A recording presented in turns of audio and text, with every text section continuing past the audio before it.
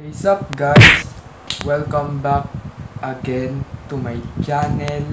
Gagawa ako ngayon ng video about sa 5 sign na hindi kanya gusto. May 5 sign ako na hindi kanya gusto. Nakuha ko nga pala ang mga sign na ito sa page ni Iya Santos Online, Terrible X Terrific. Lalagay ko na lang po yung link niya dito sa baba. And simulan natin sa 1. Hindi kanya tinatawagan o tinetek. Kahit cheesy na quote, kahit wrong send kuno, o kahit chainmail na nakakamatay, wala siyang pakialam sa'yo. Ang pakialam mo lang ay padamihin ang contacts niya.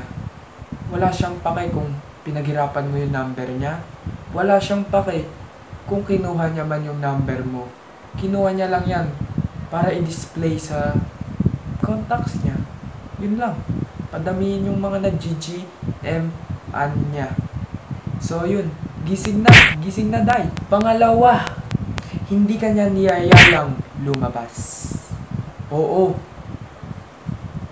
Ang lungkot, no?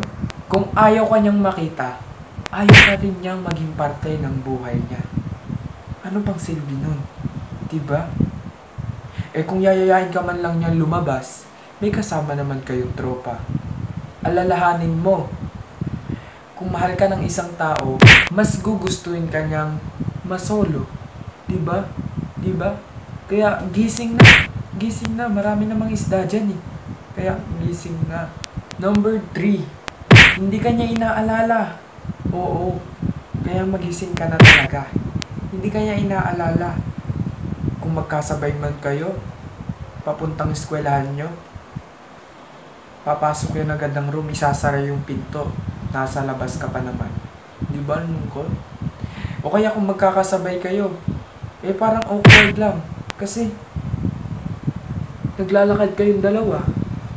Hindi naman kayo nagsasalitaan pareho. Wala siyang paki sa'yo. Parang nagsabay lang kayong maglakad. Diba?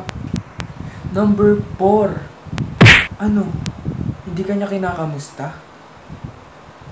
So, laganap naman ngayon yung mga online eh. Online na apps katulad ng Facebook, Messenger, Viber.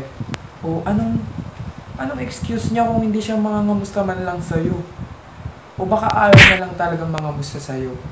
Tandaan mo, pag ayaw kanyang kamustahin, wala kang paki sa kanya. So gising na. Wala nga siyang paki sa ganap sa buhay mo eh. Magkaroon pa wala ng paki yung puso niya sa'yo. So gising na talaga. Kasi, nangyari na to sa akin eh.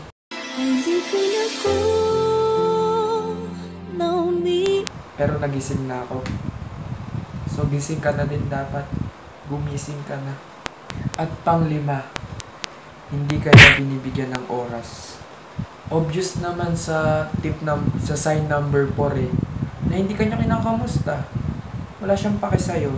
So sa sign number 5, hindi ka niya binibigyan ng oras. Ipapakatanga ka na sa kanya kung mas iibigin mo pa siya. Kasi, sabi nga nila, kahit gaano ka busy yung isang tao, punyetang busy yan. Kapag gusto ka niya, may paraan. Kapag ayaw niya talaga, maraming dahilan. So ano, aantayin mo pa bang pumuti yung uwak para magising ka? Siyempre, dapat, kung ayaw niya sa'yo, ayaw mo rin sa kanya kasi hindi lang siya yung tao sa mundo. Maraming isda sa mundo, kaya humanap ka ng mas deserving package sa kanya. Hindi yung mga taong bibigyan ka lang ng oras pag nagkita kayo, bibigyan ka lang ng oras pag wala siyang makausap, o kakausapin ka lang kapag may kailangan siya sa'yo. So, alam mo na, gising na. So, guys,